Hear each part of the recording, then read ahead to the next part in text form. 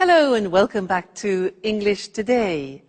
This is DVD 13 and the first DVD of your upper intermediate level. And in this DVD, we'll begin with another 3 episodes of our story, That's Life, followed by our special TV programs, which include Everything But the Kitchen Sink, featuring our culinary experts. And then there will be a discussion about India and China. Do they represent a threat or an opportunity? Then, in the grammar section, we'll be studying more about the present perfect and the present perfect continuous tenses. And then we'll learn about the gerund and the infinitive. And we'll also study the first conditional. All right? So, I hope you enjoy yourselves.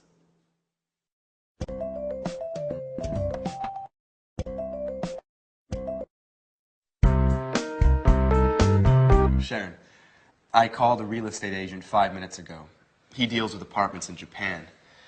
He said he'd send an email with some photos. That way we can choose which apartment we like the best. Don't rush me, Peter. You know I haven't decided. I know. We've talked about this a lot. But doesn't the idea of leaving appeal to you? I mean, just think of it. A new country, a new life together, new experiences. Now, I'm really enthusiastic about this opportunity. It's not every day you have a chance like this. Well, I've wanted to make changes in my life for a long time, but these changes seem so overwhelming. There, I said it.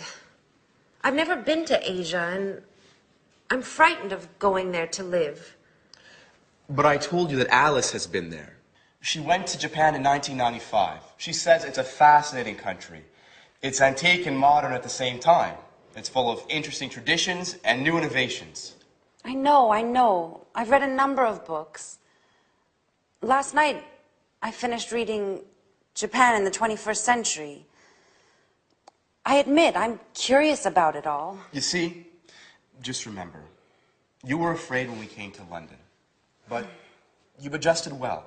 We've been here 1.5 years, and you haven't once complained. I take that back. You complained once last week.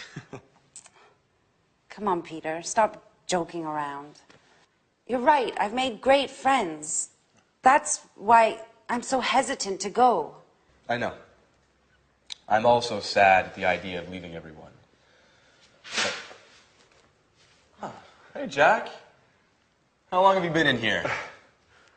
A couple of minutes. Excuse me, I didn't mean to spy. But you were so involved in your discussion.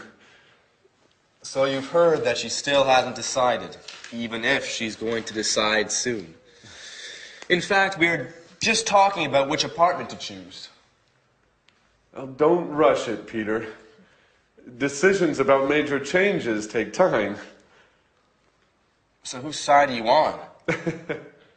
I need to get going. I took my watch to be repaired 2 weeks ago, and I still haven't picked it up. Sooner or later, they're going to put it up for sale. Bye. Jack, I'm leaving her in your hands. Please try and convince her.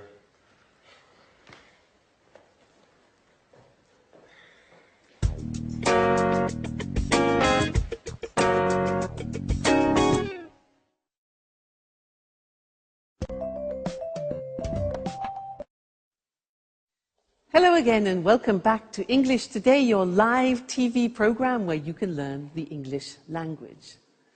That last episode, I'm sure Jack can manage to convince Sharon to go to Japan. What do you think? We will see how that evolves. Now let's go back to the present perfect. Remember that we have learned so far that we use the present perfect with genie, just, ever, already, never, and yet. Well, I want to give you 2 more acronyms to help you understand when you use the present perfect. And the first one is this: flot. Now, you see at the top we have for. For is a time word. And we use for a length of time. What's length? Length means a duration of time. So if you want to say 10 years, for example, you would say, I have lived in France for 10 years. For 10 years, a duration of time. Or, for example, 5 minutes. I have worked here for 5 minutes. Okay, so for we use for a length or a duration of time. That's flot. F-L-O-T, flot. Now, let's look at the second one, spot. Now, spot starts with the word since. Since is a word that we use when we're talking about an exact point of time. So, let me give you an example. If I say 5 o'clock, that is an exact point of time. So, you could say, I have been here since 5 o'clock. Or for a year, you can say 1973, since 1973.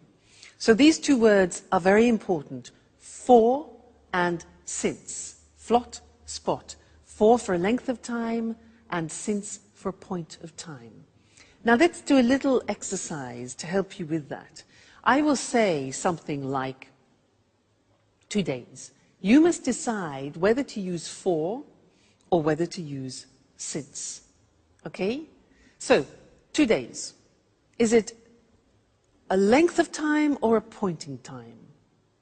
Length. So, for 2 days. I have been here for 2 days. Another example.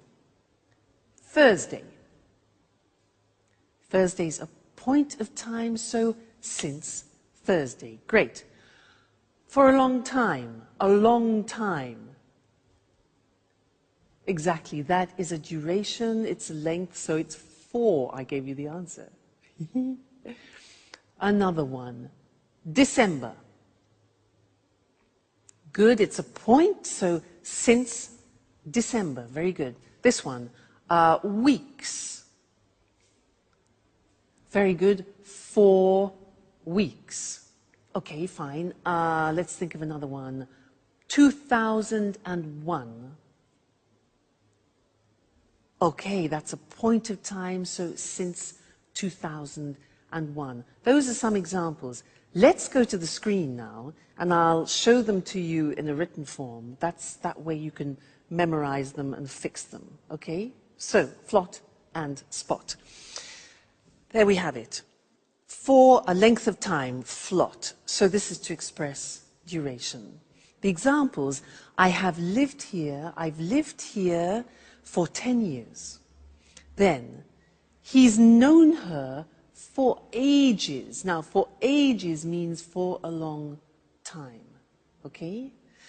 Then we had spot, which is since, and we use it for a point of time. The examples, she's worked there since the 7th of June. Point of time, that's a date. And they've been here since 1978, a year. Okay, so flot and spot.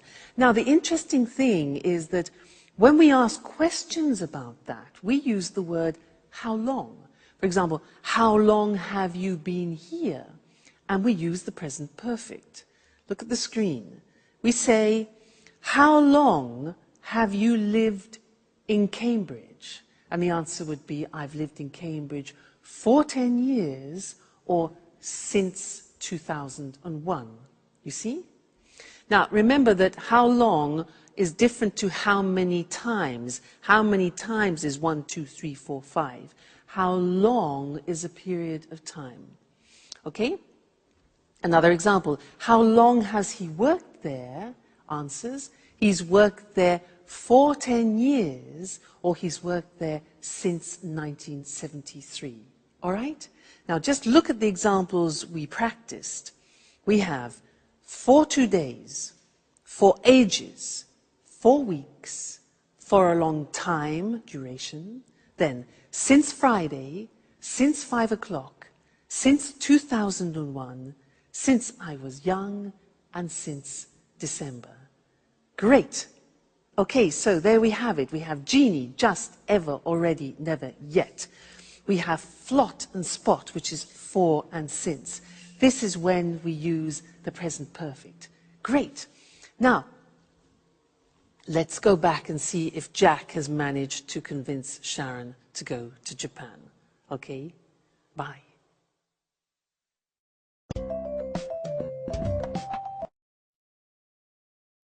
You can't leave. Now that we finally found each other. Stop it, Jack. I'm so confused. Don't you start. I was thinking, you'll be all alone in a foreign country. You won't know anyone. Peter will be at rehearsals all day. At least here you have us. I will always be here for you. Yes, I know that. Oh, and did you know that women can't go out alone in Japan? Jack, that only happens in the Middle East. Stop it now. The truth is, I love new experiences. Remember when I moved to London 2 years ago? I've loved every minute of it. But that's not what you told Peter. I said it on purpose. You know I want him to slow down. I heard what you said 5 minutes ago. You were sincere. You weren't joking. You misunderstood, Jack. I'm not afraid of leaving. I've lived in a lot of different places in my life. I've done a lot of things. I've worked as a babysitter, as a tour guide, as a waitress. I'm sure I'll find something in Japan. I know you all too well, Sharon. You haven't ever really enjoyed any of those jobs. You still haven't found what you want to do in life. Stop it, Jack. I'm glad you promised Peter to convince me to go. I didn't promise him anything. So, what have you decided?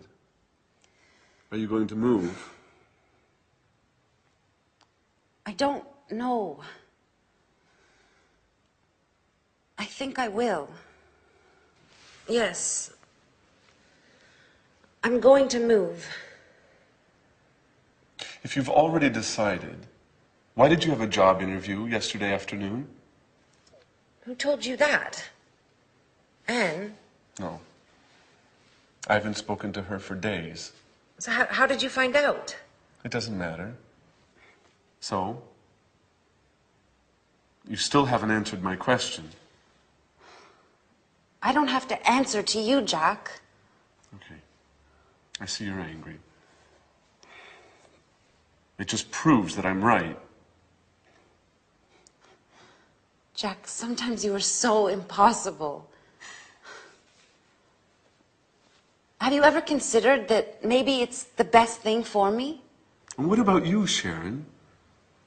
Have you ever thought that you might be in love with somebody else? Listen, I refuse to give up.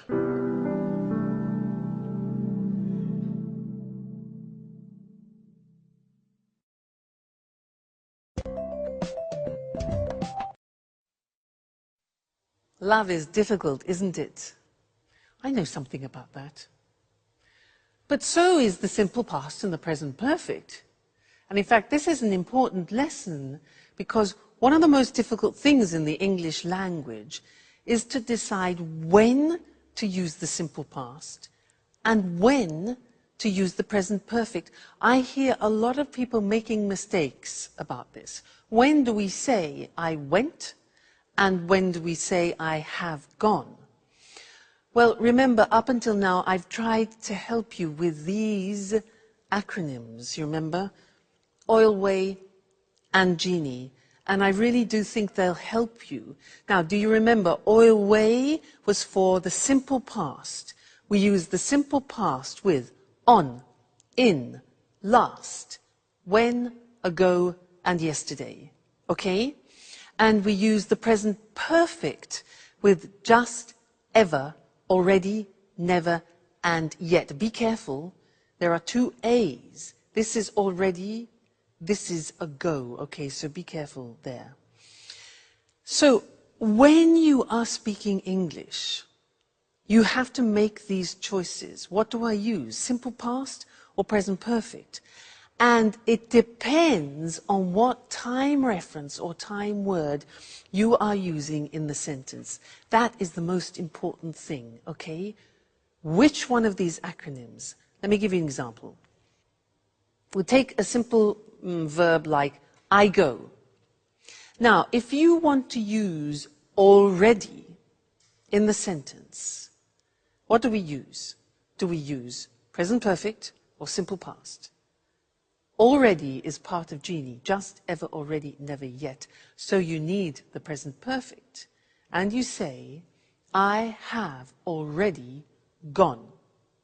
Now, if you want to use last week, where is it? L, last, simple past. So you say, I went last week. Now, you try. I want to use just. Which one? Genie, just. So we say, I have just gone. Present perfect. Okay, next one. I want to use yet. Now be careful, there are two Y's. This one is yet, this one is yesterday. Be careful. So, yet is negative, do you remember? It's present perfect, and the yet is at the end of the sentence, so I haven't gone yet. All right? That's more difficult. Yet, so that's an exception. Next one. When? When? Okay, simple past. For a question, very often, when did you go? Next one. Never. Right? I have never gone. Present perfect. Fabulous. 2 days ago. Now this is already, and that is ago. So, I went 2 days ago. Great, you're getting the hang of it. On. Yes, so I went on Friday, for example. Yesterday. I went yesterday. And the last one, in.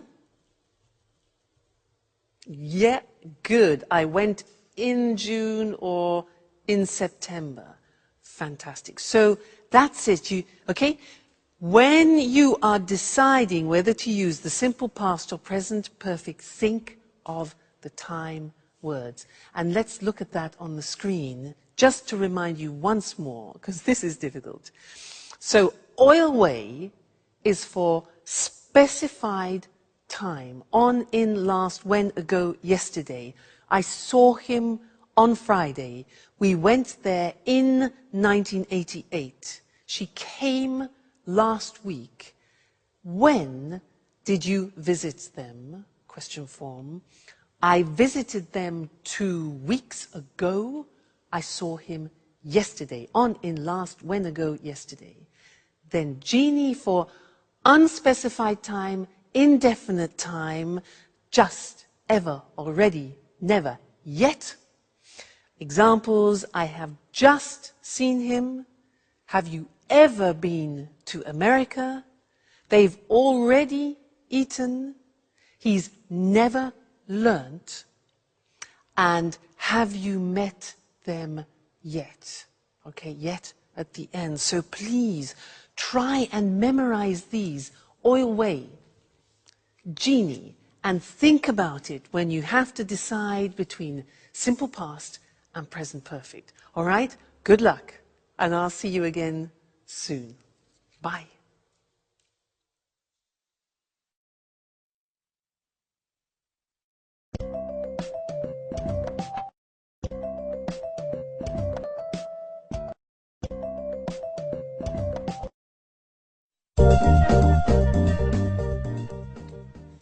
Okay. Sharon, you remembered to buy the beer, right? Of course I did. And you managed to bake the cake, right? Not yet. I'm going to bake it this afternoon. I still need to get some chocolate. Actually, Jack offered to get some for me.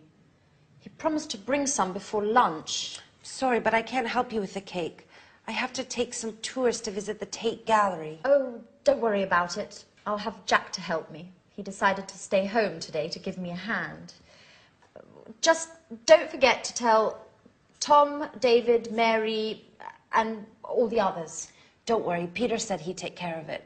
I'm sure he's already got in touch with everybody by phone. Great. Everything is going as planned.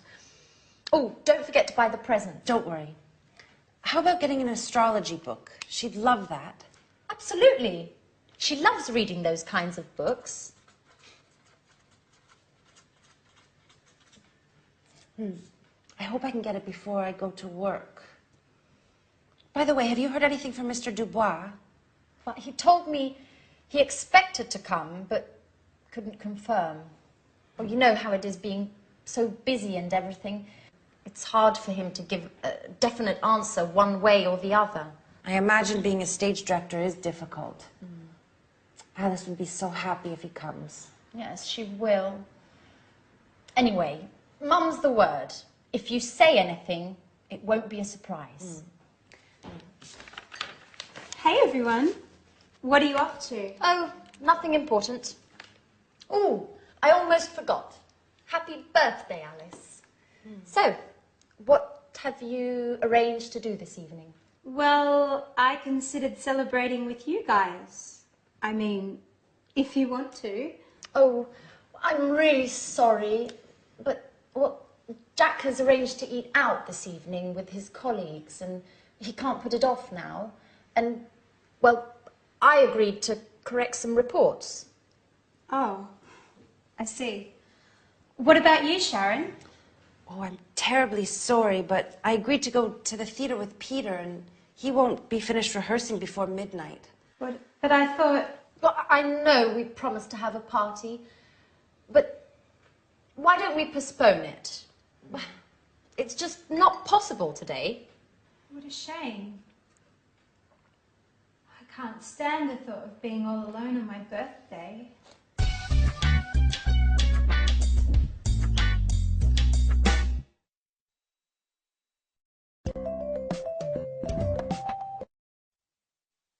Hello again. She really believed them, didn't she? Great actors. Now, in this lesson, I want to do something new, and it's related to gerunds and infinitives. In that last episode, our friends used some quite complicated sentences, which I want to look at with you now. Anne said, Jack offered to get some cake. Do you notice that there are two verbs together there? Jack offered to get some cake. Now, offered here is followed by an infinitive. That's one example. The next example is, she said, he promised to bring some before lunchtime. He promised to bring some. Promised is followed by an infinitive, promised to bring. Then Anne says, she loves reading. Loves reading. Now, love is followed by a gerund. Then Sharon says, yes, I imagine being a stage director is difficult. I imagine being. Gerund. So here we have offer, which is followed by an infinitive, promise, followed by an infinitive, love, followed by a gerund, and imagine, followed by a gerund. And you're probably thinking, so how do I learn these?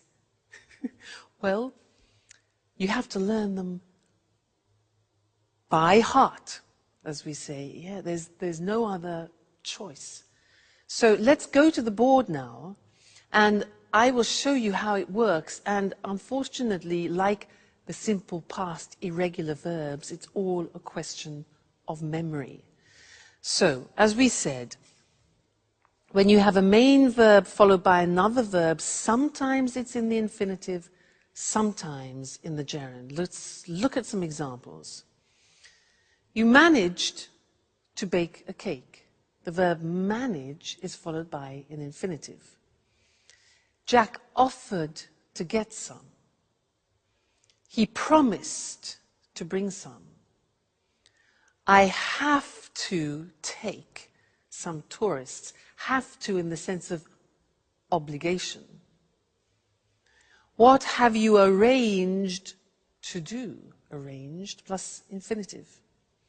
I agreed to correct some reports. So there you see manage, offer, promise, have, arrange and agree are followed by the infinitive with to. Let's move on to the other examples where verbs are followed by the gerund. She loves reading. So love followed by reading. Gerund. I imagine being a director is difficult. Imagine followed by gerund. I considered celebrating. Considered followed by gerund. Celebrating with you guys. And he won't finish rehearsing before midnight. So there we have examples of love, imagine, consider, finish, followed by the gerund forms. So it's a bit complicated, and it's a question of familiarizing yourselves with the verbs that take gerund and the verbs which take infinitive. It comes with practice, don't worry. But this is just an introduction. So let's go back and see what's going on in Alice's birthday party, all right? And I'll see you later. Bye.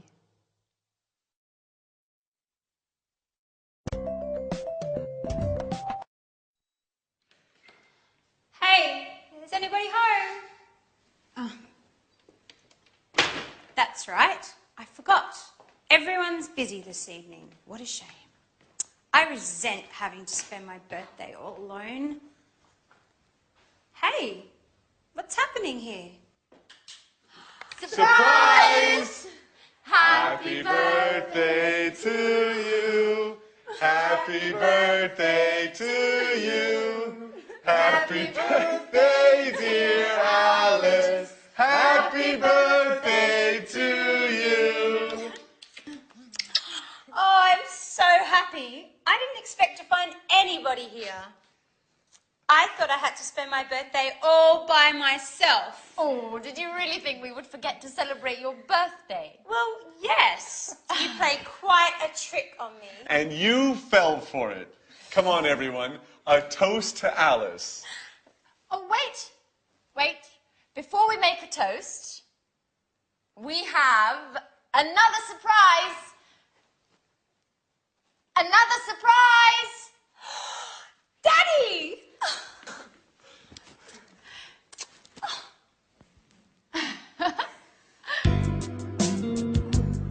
This is such a great birthday. How did they talk you into coming? Alice, dear, how could I miss your birthday? Work is important, sure, but nothing is more important than my dear, sweet, only, lovable, adorable little girl. Dad, if you talk like that, you'll make me blush in front of everybody. Listen, I know I wasn't always there for you and that I've made a lot of mistakes, but I want to catch up. Things change. I've got a suggestion for you. Do you want to come and work with me? Really? With you? What would I do? You can write scenes for my films. You've always had artistic flair. I'll teach you the tricks of the trade. You'll learn how to write convincing scenes in no time at all. That way, we'll always be together, if you want.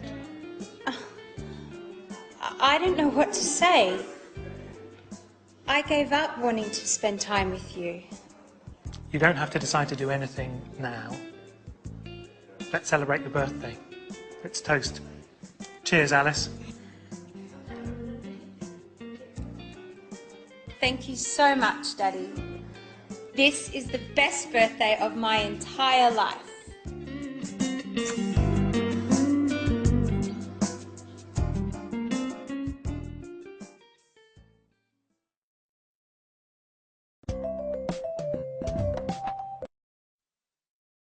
Happy birthday, Alice.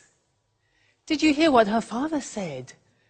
He said, if you work with me, I'll teach you the tricks. Now that's an opportunity, not only for Alice, but also for us, because he used a grammatical form that I want to teach you now. If you work with me, I'll teach you the tricks. And that in English is a conditional form, the first conditional. If I work, if plus the simple present, I will teach, followed by the future will. So to illustrate this a little bit better, I want to talk to you about what is almost a religion in England, making tea.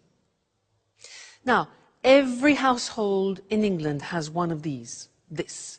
Do you know what this is called? It's for water, to heat, to boil water. In English, we call it a kettle. Every English household has a kettle. We have all sorts of different models as well. And I can assure you, if you buy a kettle, you will never regret it. Why? Look at this.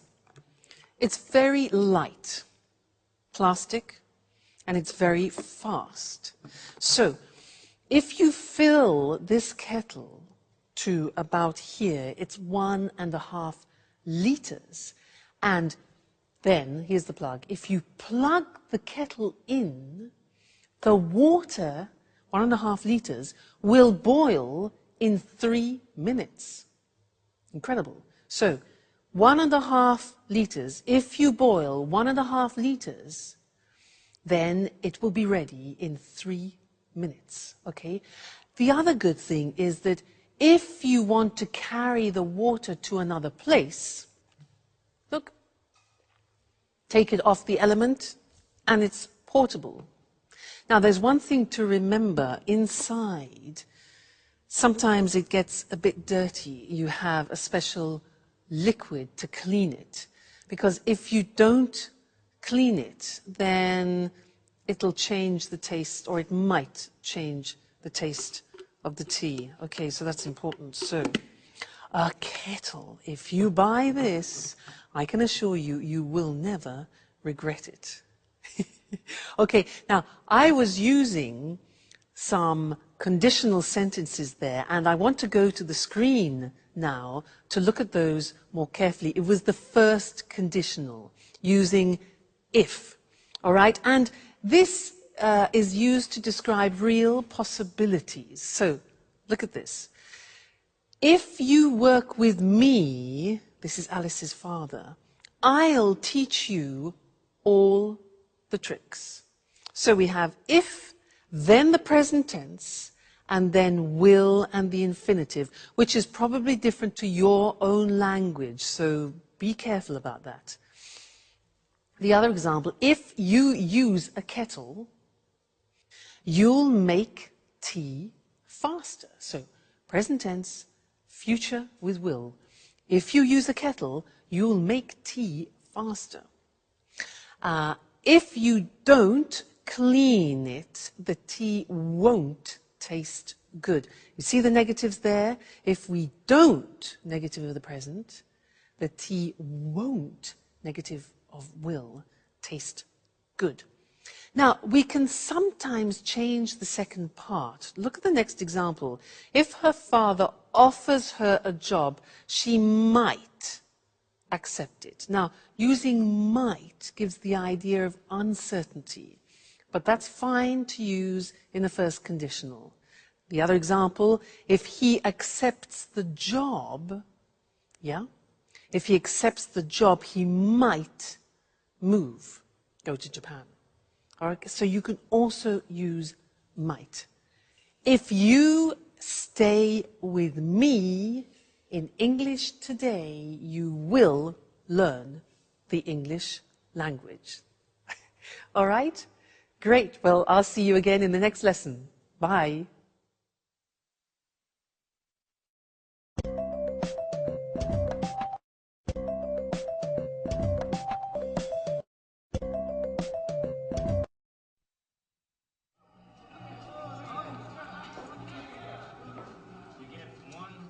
Hi, Jack. Is Anne home? No, she hasn't arrived yet. I've been waiting for her for over an hour. I think she's been shopping. What's the matter? You don't look too well. Nothing, really. Don't lie to me. I've known you for 10 years. Listen, Jack, I really don't want to speak about it, okay?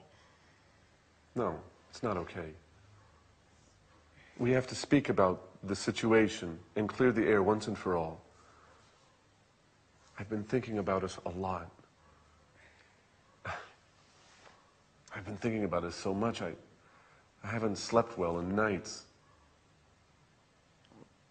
What have you been thinking, Jack? About us. You're leaving for Japan. I've told you before, and I'll tell you again, Sharon, it's crazy. You can't leave now when we know how we feel. Jack, you're repeating yourself. That's right. And I'll continue repeating myself until you accept the truth. We're made for each other. Stop it. You're embarrassing me. Sharon, listen. I haven't stopped loving you. And I know you feel the same about me. That's it. I said stop it and I meant it. Look, you've made me cry. And anyhow, how do our feelings change anything? How do they change anything? They change everything. You must tell Peter immediately about everything. Tell him you won't go.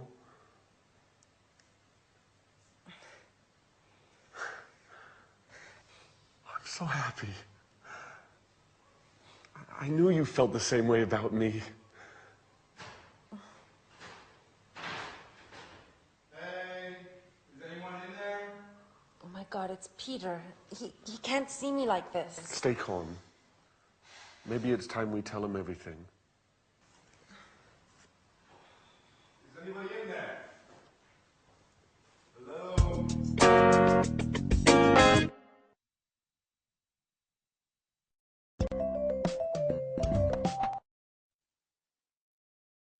Hello, everyone, and welcome back to some more English today. It's the moment of truth for Sharon, isn't it? Now, in that episode, they used some very interesting language, and language which is a grammatical form very typical to English. It's a form you don't find in many other languages. Let me give you some examples. Jack said, "I've been waiting for her for over an hour. I've been waiting for her. She's been shopping. She's been shopping." And Jack also said, "I've been thinking a lot about us," remember? She said, "What have you been thinking, Jack?" Now that's the form that I want to look at with you now, because as I said, it's very unusual and particular to the English language. So, London Bridge, the Tower Bridge. Now that's a useful image because in fact, this grammatical form is about bridging two different forms. It's about bridging the present perfect has been or have been with the present continuous form, for example, I am working. Now, you put those together, mix them all up, ding, bingo, you get the present perfect continuous. You see, the taxi joins the two together. That's great. I'll give you an example. I have been teaching for years. Now, what does that mean? It means that I started it in the past, this action, and I am still continuing it now. So I started in the past, have been, and I'm continuing now the continuous. I have been teaching English for years. Okay, let me give you another example. Yoga. I started yoga 5 years ago. I'm still doing yoga now. So I say, I have been doing yoga for many years. I have been doing yoga for many years. Okay, so that is this interesting mixture of present perfect and the present continuous. Okay? So, I think in order to understand it a little better, we should go to the screen so that you can see it in the written form. I remind you, it's a tense that you find in particular in the English language, not in other languages. So, here we have it. Sharon has been working as a tour guide for many months. So, an action starting in the past, continuing now. He's been working here for 5 years. He's been stands for he has been working here. They've been playing tennis since May. Okay? That's the positive form. Now, the negative form, Peter hasn't been paying attention to Sharon for a number of weeks. That's the negative. That's true. The question form is, how long have you been doing your homework this morning? Have you been doing inversion? How long has she been teaching? We use how long very often because we want to find out the duration, when the action started and the action is continuing now, so what period of time? How long have I been teaching? Then the answer would be, I've been teaching for many years. I could ask you, how long have you been learning English? You can say, well, I've been learning English for years, or whatever the answer is. So that's the present perfect continuous, PPC, and don't worry, this is not the only lesson about it. It's not easy, and I will tell you other things about it in another lesson, the next lesson. All right? So see you then. Bye.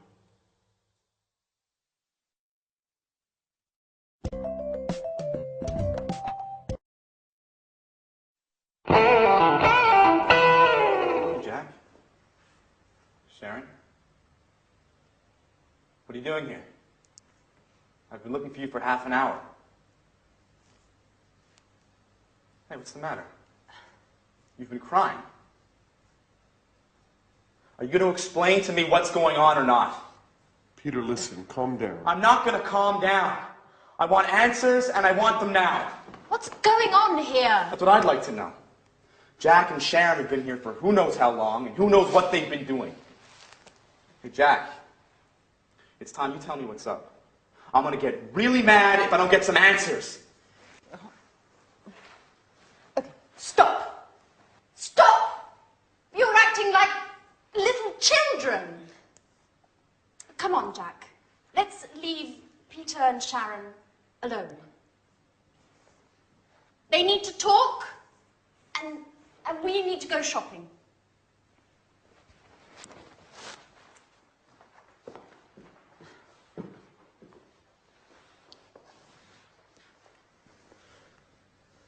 So, Sharon?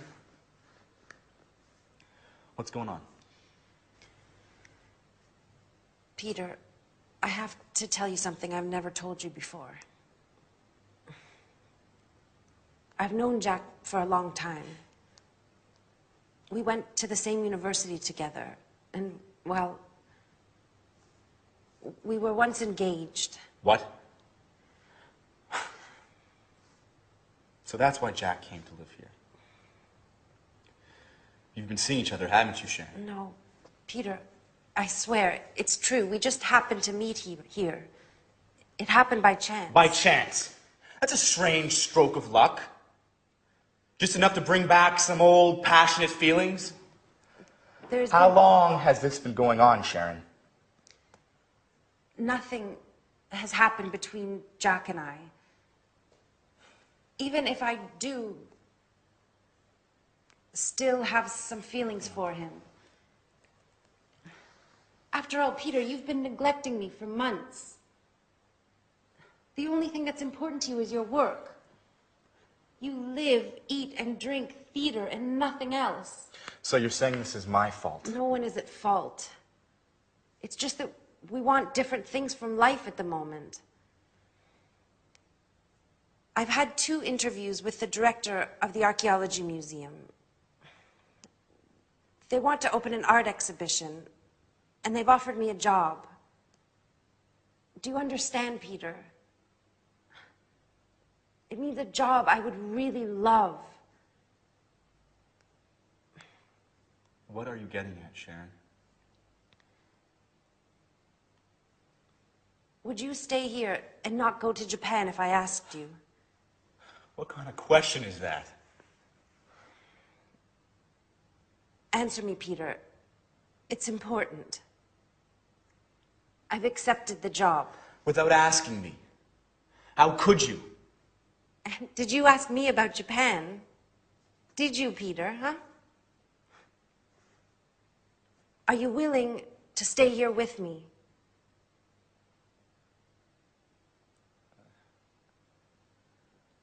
I can't, Sharon. This is my big chance. You see, Peter, I'm right. Nothing is more important to you than your success.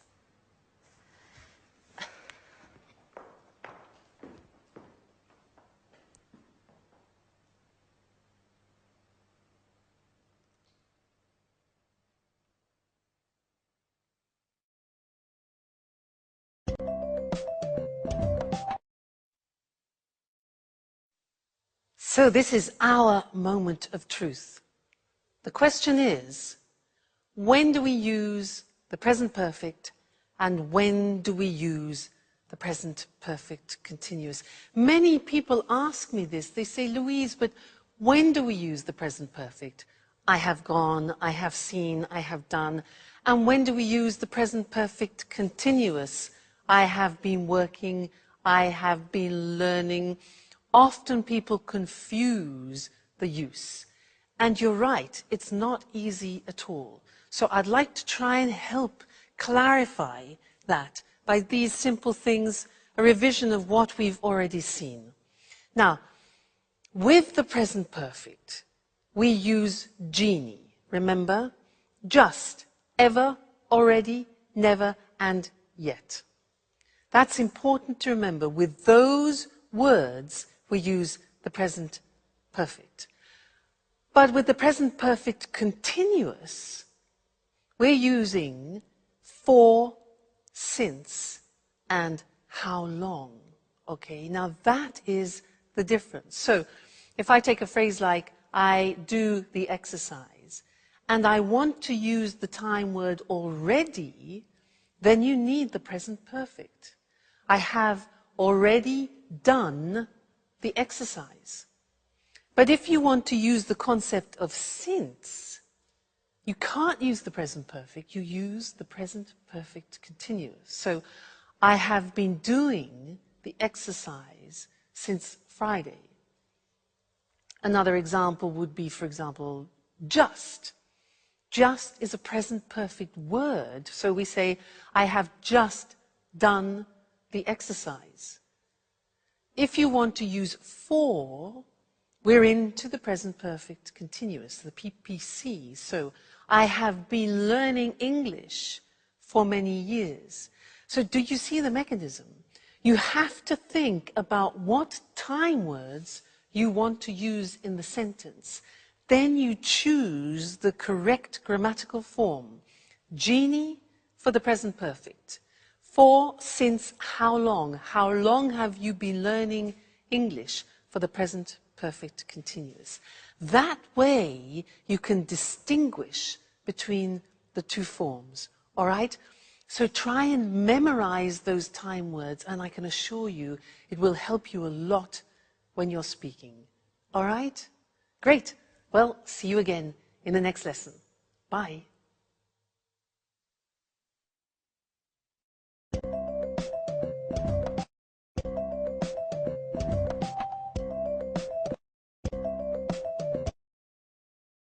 Welcome to Cooking Today. We're delighted to be back in Lisa French's home again. Lisa, we've had so many calls since our last program. I'm glad to hear it. Well, now let's see. Here, Sally from Manchester is getting married in June and has always dreamt of having a well-equipped modern kitchen just like the ones in the movies. How can we help her? Well, to begin with, a kitchen environment should be well lit and have ample surfaces to work on. Also, plenty of drawer space is necessary for storage of food items and utensils. I know what you mean. I have to contend with a small kitchen that has neither light nor enough drawer space. That's why I go out to restaurants. You don't need a king-size kitchen to enjoy cooking in it. What's important is organisation and having things at hand. What are the main appliances newlyweds should have? Well, obviously, a hob, an oven, and a fridge are absolutely essential. Today, many people can't survive without a dishwasher. I'm one of those people. I really hate doing dishes. So do I. Getting back to the subject, I'd like to show our viewers some optional appliances. Although they're not strictly necessary, they often come in handy in large families or when entertaining guests frequently. One is the grill. Another is a deep fryer for large quantities of chips and other tidbits. That's not the appliance for me. I love healthy cooking. In that case, you need a steamer oven like this one. In the US, it's hard to find a kitchen without a microwave. Microwaves are quite useful, especially for busy people. Other appliances, which are also common in the US, are water and ice dispensers, like this one. Well, everybody seems to have a food processor these days. Why is a food processor so useful?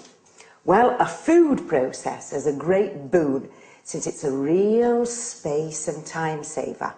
It has many different functions. It can mince meat, grate cheese and vegetables, make breadcrumbs, pulp tomatoes, fruit, and so on. So what else can you show us? An electric beater like this can be used for whisking eggs, as well as making mayonnaise. Other kitchen aids are scales and measuring utensils. Careful weighing and measuring are fundamental for successful cooking, since recipes are generally in kilos and grams. All right. There are a lot of other things that we could talk about, but unfortunately our time is up. Lisa, once again, it's been great being here. Thank you for your help. You're welcome.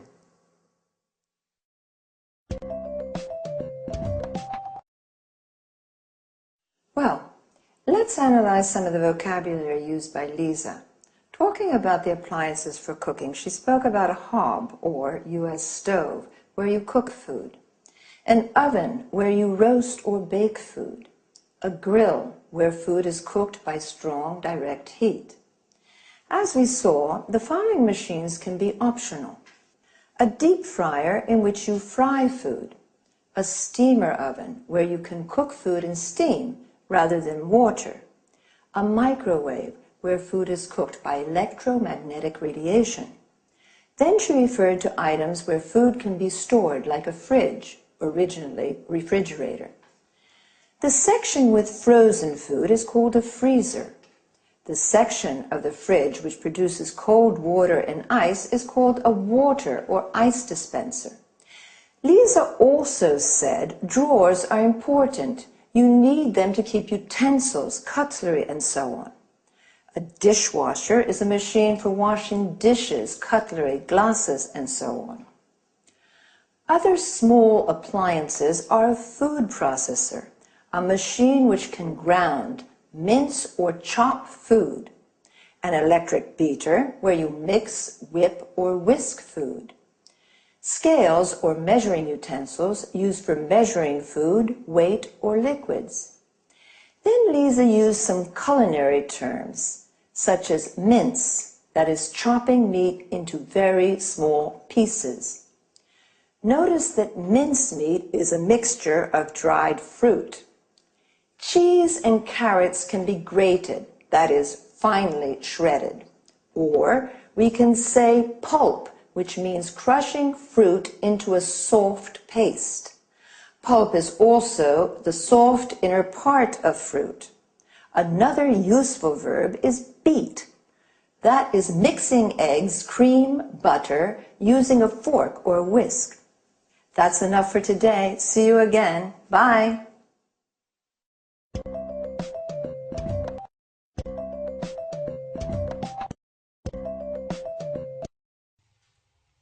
Hello, everyone, and welcome to Let's Talk, the evening discussion show with our two commentators, Tom and Marie. Good evening, everyone. Good evening. Well, let's talk business tonight. Let's talk about some important developments in the global economy. Let's talk about new markets and new commercial opportunities. In particular, I'd like to know what you think about the extraordinary economic growth that's taking place at the moment in some parts of the world. Are you referring to China? Yes, and also to India. You know, for the last 5 years, the economies of these countries have been growing at almost double-digit rates. In 2005, the Chinese economy grew by 9.9%, the Indian economy by 8%. Compare this with an average of only 1.3% in Europe's Eurozone. How do you see these developments? Is this enormous economic growth an opportunity or a threat for European producers? Well, I'm rather concerned about it, and I believe that many European industrialists are concerned too. These two Asian giants with their enormous populations are threatening European manufacturing and jobs. The fact is that labor costs are so low in China and India that European manufacturers just can't compete. Sorry, Tom, but I really don't agree with you. I don't see these growing economies as a threat to European producers. I believe that China and India offer new, important markets to European manufacturers. You know, both countries have middle classes that are becoming larger and larger. These people are becoming wealthier and are looking to spend their money on luxury goods made in Europe. So, Maria, according to you, European companies can sell their high-quality goods to middle-class Indians and Chinese. Exactly. In this way, European exports to China and India are predicted to increase. Just a second, Marie. The reality of the situation is rather different. India and China are selling much more to Europe than Europe is selling to them. I accept that's true at the moment. But don't forget, Tom, that cheap Chinese goods have helped to keep inflation low in European countries. And this has helped keep interest rates low too. So, consumers have been able to save money and spend this money on other things. Well, I agree with you that European consumers and industrialists have benefited from trade with China. Of course. What's more, today, more and more European companies are building factories in China or are having their goods produced there. Exactly. That's the problem, Marie. European industrialists are deciding to have their goods produced in these countries because labour costs are lower. If we continue like this, lots of factories in Europe will close and the number of unemployed will rise. Well, I can certainly see that you have different opinions on these issues. I think you're both right. Like most things in life, economic growth in China and India has its good and bad points. It can either offer commercial opportunities to some European producers, but it can also pose a threat to other sectors of European manufacturing.